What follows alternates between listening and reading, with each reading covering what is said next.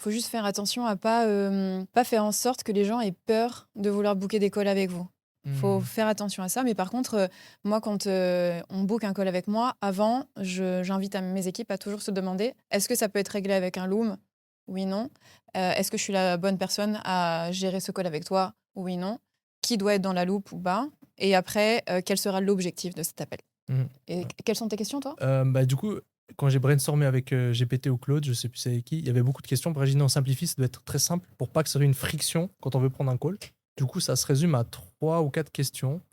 Je crois que le premier, c'est déjà de savoir l'urgence, les points qu'on veut mentionner et l'urgence. Si par exemple on peut perdre de l'argent, on peut en gagner, l'urgence pour définir si le call il doit être fixé rapidement ou pas. Mais c'est d'où l'importance de faire le RACI pour savoir exactement si tu dois vraiment être dans le call ou pas.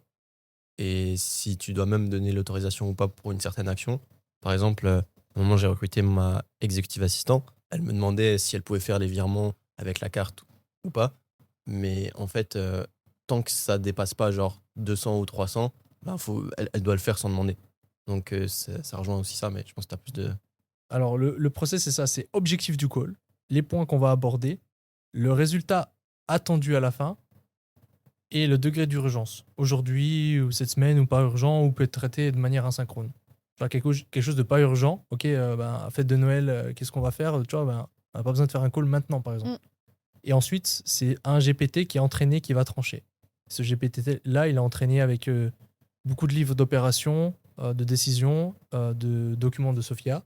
Et, euh, et on va voir déjà s'il a des bons outputs par rapport à ça. C'est Ouais, ça. Donc, c'est sympa. ok. Bon, Mm. on va le tester. Le but, je Ouais. pense, c'est jamais de dire, OK, le process boom, et on l'envoie. On teste, on regarde si c'est pertinent ou pas. Et on Attention améliore. que ça complexifie pas la chose parce qu'à la base, un call, c'est simplement, en fait, on sait rapidement si on entraîne les équipes à savoir quand est-ce qu'un call doit avoir lieu ou non. C'est assez simple, donc attention à pas complexifier, quoi. Alors là, le but, c'est que la personne qui veut prendre un call partage ces points-là à la head of ops. Donc, Genre, il dit juste, OK, ben, tu veux parler de quoi, etc. C'est 3 points en fait que la personne doit répondre. ok, Tu veux parler de quoi et l'urgence, selon toi. Puis, ok, très bien. voilà. Bah, tu me diras, c'est Ouais, intéressant, ouais. ouais. Mm. Et en plus, je pense que c'est le genre de process qui sont un peu, alors marrant, on s'entend, mais c'est vrai qu'il y a un côté un peu sympa à utiliser. Ouais. Et du coup, ça peut bien Ouais, fonctionner. à Ouais. voir. Ouais. Mais justement, le process qui aide vraiment ça, c'est de remplir un RACI avec l'équipe. C'est quoi Et déjà, Rassi? bah, c'est pour savoir qui est responsable pour chaque poste et pour chaque pôle. Hier, on en parlait aussi d'ailleurs. Est-ce que avec l'IA qui arrive, en quelques prompts, on pourrait aussi le faire ou Ouais. dans tes équipes? J'essaie encore de trouver des solutions de pas faire. Mais oui, oui, ben moi je le fais plus à la main. Et en fait là, si je vous les fais faire à la main, c'est pour que vous ayez la logique. Ouais. Mais sinon, moi je les fais plus moi-même. Ouais. Mm. Après, mon GPT ou Claude, il est tellement entraîné qu'il sait bien le faire.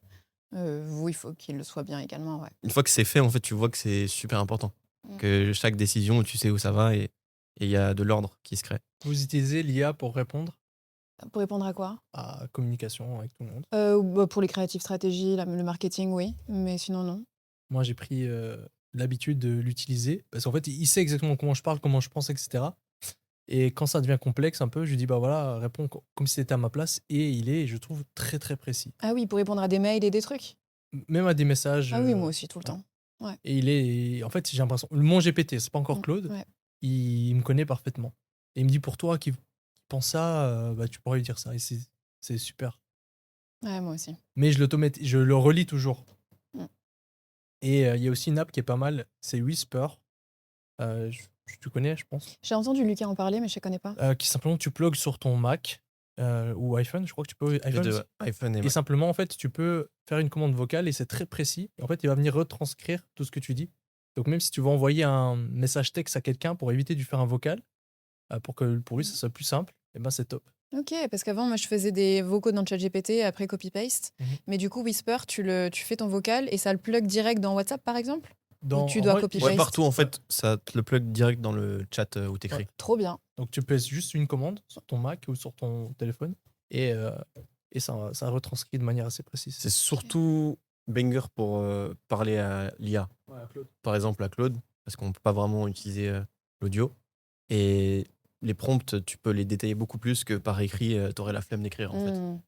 Et est-ce qu'il va te remettre en forme le truc Tu peux paramétrer Whisper pour paramétrer comment toi tu parles, genre si c'est plus formel, etc. Donc, ouais, ça, tu peux. Ok. Et il y a des IA que vous utilisez au quotidien dans ce style-là? Claude, là, Claude, ils sont en train de, de vraiment être vraiment les plus puissants.